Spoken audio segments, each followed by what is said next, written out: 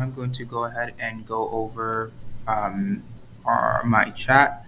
Um, so essentially, we firstly begin with the server. I'm going to start with the main. We create our users array so that we can store all the users in as they come and go. We're going to create our sockets and we're going to listen on localhost. And then we're going to also create our threads, which we're going to start here. We're basically going to create using the target as our client. And we're going to use our server socket and we're going to go ahead and start that. Now for our client, basically, while it's true, we're going to go ahead and accept for sock and the address. We're going to go ahead and append the sock to the user so that it's added into the array, and then we're going to start the thread as well for that. But we're going to start in receive this time. So in receive, we're basically going to grab our username, and while we have our username, we're just going to go ahead and go through our data, and we're going to do if it's not data, we're just going to close and we're going to remove the sock because that's probably the fact that the user is gone. Or else we're going to go ahead and add in our username with the semicolon to data and then show that the username is printing out whatever message they want. And then for each of our user, if it's not in the sock, then we're just going to go ahead and send our result.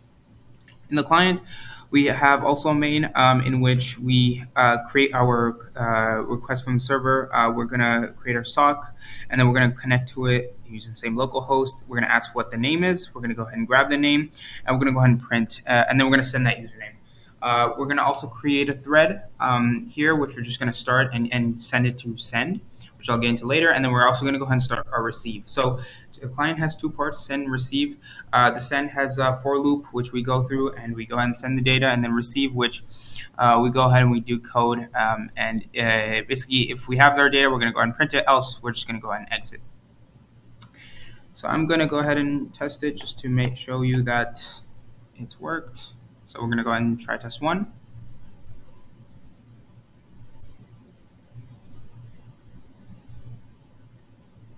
Client 2 says truly. And test 1's been terminated properly. We'll go ahead and try 2. I'm going to try a single message first.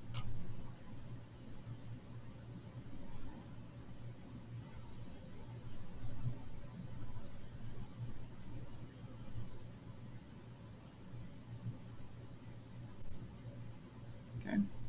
Well.